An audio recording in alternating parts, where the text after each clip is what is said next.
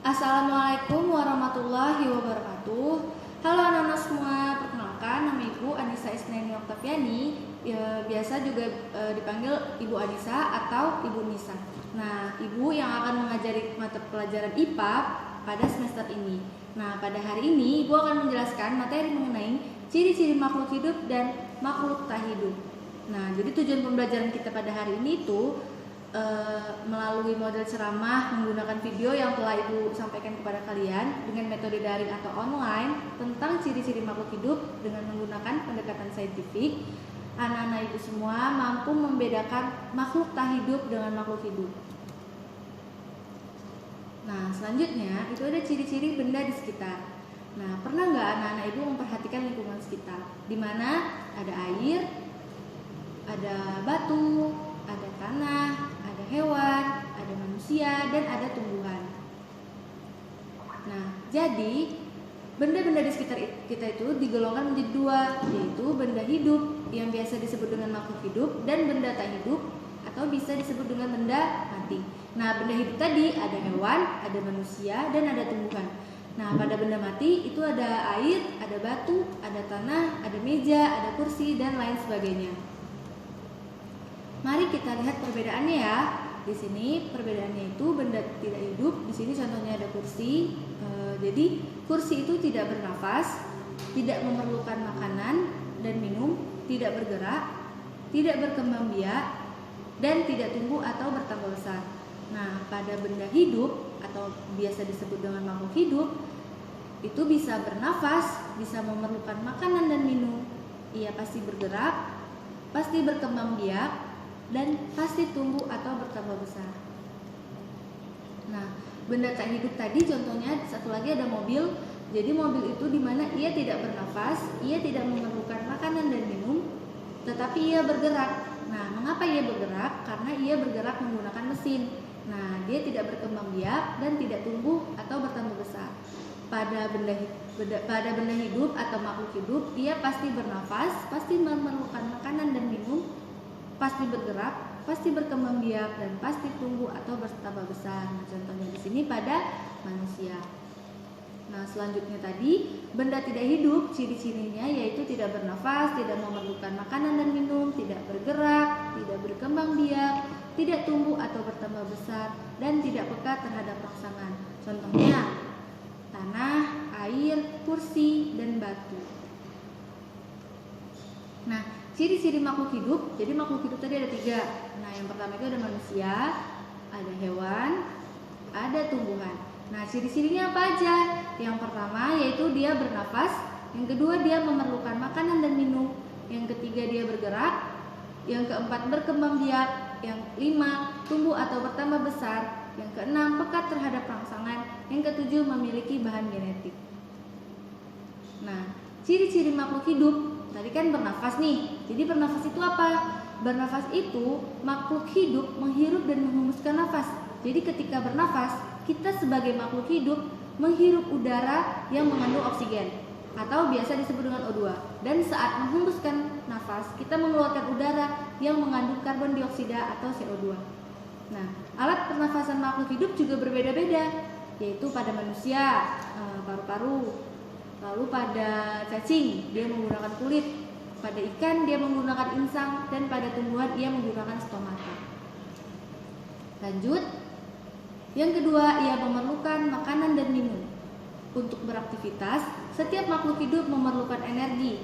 Makhluk hidup tidak dapat bertahan tanpa makan dan minum. Dari manakah energi tersebut diperoleh? Energi tersebut diperoleh dari makan dan minum serta beraktivitas. Lalu yang ketiga, ia bergerak. Ketika manusia berjalan, berlari, berenang, dan menggerakkan anggota tubuh itu dinamakan bergerak. Tubuh dapat melakukan aktivitas karena memiliki sistem gerak. Sistem gerak sendiri itu terdiri atas sendi, tulang, dan otot. Makhluk hidup seperti hewan bergerak untuk mencari makan atau untuk menghindari musuh. Nah, contohnya seperti semut yang lagi menggotong makanan, dan tumbuhan yang mengikuti seiring cahayanya matahari. Lalu yang keempat ada tumbuh dan berkembang. Makhluk hidup mengalami pertumbuhan dari individu muda juga menjadi individu dewasa. Dengan kata lain, tumbuh artinya bertambah ukuran, tinggi, dan beratnya. Sedangkan berkembang yaitu kematangan fungsi sistem organ. Nah, di sini contohnya ada manusia, di mana manusia ini mengalami dari bayi, balita, anak-anak, remaja hingga dewasa. Sama halnya seperti tumbuhan juga hewan. Ia mengalami pertumbuhan, bertambah ukuran, tinggi, dan beratnya. Lalu yang kelima ada berkembang biak atau reproduksi. Berkembang biak adalah kemampuan makhluk hidup untuk memperoleh keturunan. Tujuan dari berkembang biak apa? Untuk melestarikan keturunan agar tidak punah. Nah, berkembang biak tadi ada bertelur. Nah, bertelur itu contohnya ada ayam, ada bebek. Nah, yang kedua itu ada beranak atau melahirkan. Contohnya itu ada sapi dan ada kucing. Selanjutnya yang keenam itu ada peka terhadap rangsangan, di mana iribilitas adalah kemampuan makhluk hidup untuk menanggapi rangsangan.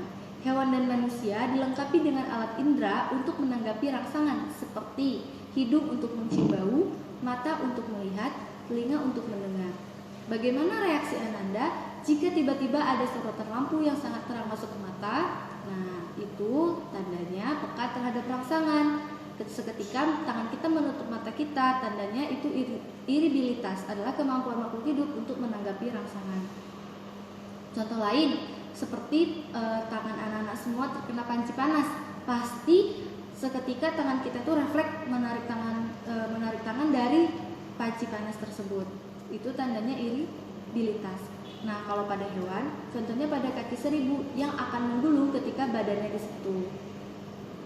Nah, selanjutnya pada tumbuhan, contohnya pada putri malu akan mengatup setelah disentuh.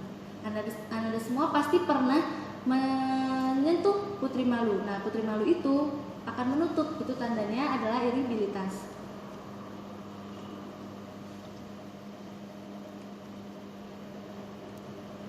Nah, yang ketujuh, ia mengeluarkan zat sisa.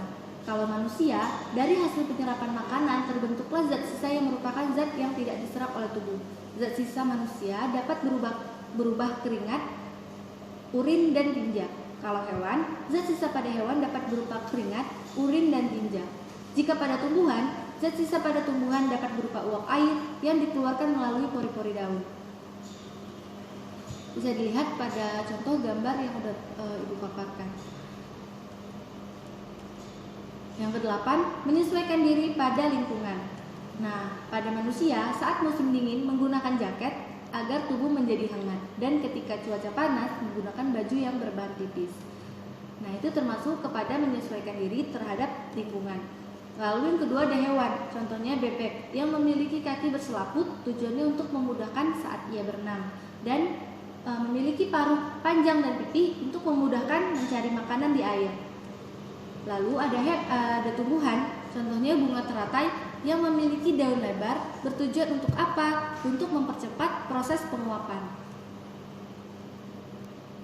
Nah, kesimpulan dari materi pembelajaran pada hari ini itu pada makhluk yang hidup, ciri-cirinya ialah ia bernafas, ia memerlukan makanan dan minum, ia bergerak, berkembang biak, tumbuh atau bertambah besar, pekat terhadap rangsangan, mengeluarkan zat sisa, dan mampu beradaptasi.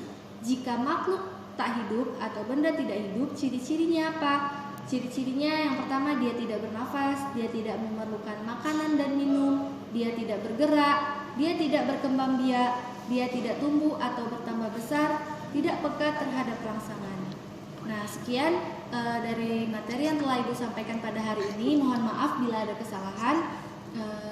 Selamat menyaksikan video yang telah Ibu tampilkan. Tetap jaga kesehatan, rajin cuci tangan. Wabillahi taufiq wal hidayah. Wassalamualaikum warahmatullahi wabarakatuh.